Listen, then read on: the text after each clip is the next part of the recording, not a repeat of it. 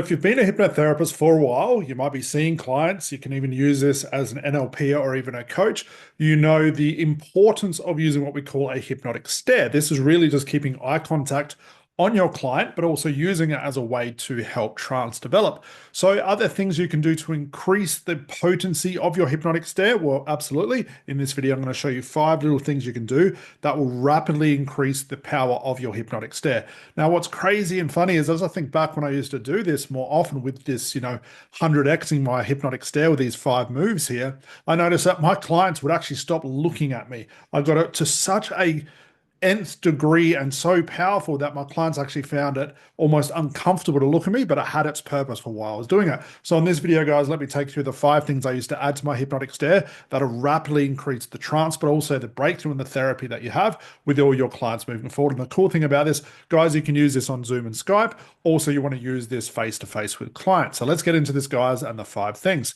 So if you're unfamiliar or brand new to this, your hypnotic stare creates pressure that helps keep the conscious mind out of the session. Now, it will return time and time again, and using the hypnotic stare and keeping a lot of eye contact on your client will almost keep it at bay, because what happens, it gets too much pressure, it starts to feel uncomfortable, and what it does, it starts to move to the side, so to speak, and allows more unconsciousness to come through, which is all what we want as a therapist and a hypnotist as well. So hypnotic stare creates pressure that will keep the conscious mind out of the session. Now, if you're not comfortable using a lot of eye contact with your clients, I highly suggest you get over that, because it's one of the easiest, if you want to call it trance or deepeners or whatever you want to call it, or way to exacerbate hypnosis, is just by looking at your clients and keeping that stare. Now, when I say stare, don't put an angry grin on your face or a weird sort of smile on your face. Be comfortable with it. Use it as a way that's going to help your clients have a breakthrough. Have fun with it. Put a little smile on your face and get intrigued with what your client's about to tell you through the session. And this will add to the potency. Remember, your client's unconscious mind's going to read all those cues, so make sure you keep it friendly. Okay, so that's number one. That's how we start. So number two, we want to begin to match the breathing of your client. Now, I didn't know I was doing this with clients. It's not till I started to put more conscious attention on that I realized, hey, this is what's happening. And I use this all the time when we're teaching our ACH trainings, Advanced Conversational Hypnosis Program training. I tell our students to do this, but I also do this when I do the demos as well. And it happens, as you guys can see, you've seen those demos before. We do that via Zoom as well, and it works perfectly. So you want to begin to match the breathing of your client. Now, what's cool, this happens in 2 ways. This will tend to happen naturally. If you're really involved unconsciously in the session, you've really got that rapport and connection with your client's unconscious mind, you'll notice that your breathing will match your clients and so on and so forth. It's like a mirror effect. This is natural. If it's not, you want to put conscious attention on it and you want to slow down your breathing. Now, watch as your client does too. So maybe you have to make the first move to slow down. So as I'm talking to my clients, let's say I'm doing a demo or even my therapy clients, if they're all hyped up and getting really emotional, I'll just keep an eye on their breathing to make sure everything's cool. And then what I'll do is I'll start to slow myself down, and I'll notice they will too. Now, if I forget to do that, I'll actually notice that it's happened naturally anyway. This is just the unconscious mirroring thing happen, but you want to begin to match your client's breathing. This will exacerbate your hypnotic stare. I'm still looking at my clients, but will increase the potency.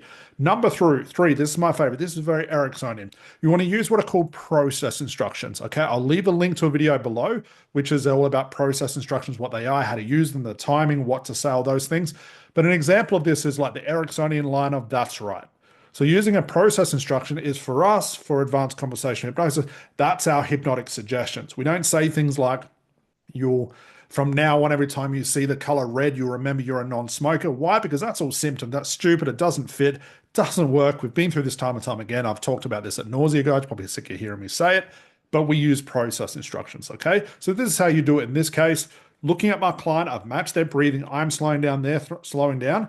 As you see your client start to quote unquote relax more, show more emotions, maybe control their emotions, if crying, etc. If they're crying too much, I want to sort of slow that down. If you've seen my demos, you might hear me say like, slow it down, slow it down. That's it. Take your time, because that's an important therapeutic breakthrough. You want to use process instructions as a cue to their unconscious mind that it's doing the right thing. So if I start to see my client's breathing slow down, I'll say something like, there you go. Now, to them, they're thinking, there I go, what? What did I just do that was so correct? Not consciously. I'm talking to you unconsciously. If I see them showing emotions, I'll use another one. There you go. Good job. If they're If the emotions are too ramped up and I tell them to slow it down, as they slow it down and maybe breathe out and take control of it, I'll use another process instruction. I'm talking directly to their unconscious mind. Okay. So you want to use process instructions anytime you see something positive start to happen, and emotions are positive.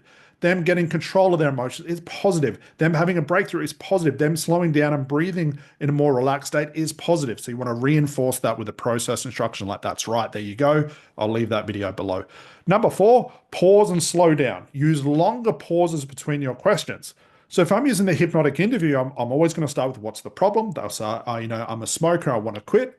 And I'll go through a couple more questions. As I see the unconscious moments, the trance starting to develop, I'll start to pause longer between my questions, and I'll just use my hypnotic stare. That hypnotic stare is a hypnotic suggestion. I'm keeping them in that trance place. As I slow down, they'll start to slow down too. If you have clients that talk too much without a break, slow down, they'll slow down too. So use longer pauses. This is very Ericksonian between your questions. Slow your talking down to that hypnotic tone. Take your time, have more exacerbated breathing, as in you're breathing a lot deeper and you're breathing out. They'll see this, they'll connect with that, they'll relay this message, and it'll go back and forward, guys. Start to slow down, become quote unquote more hypnotic.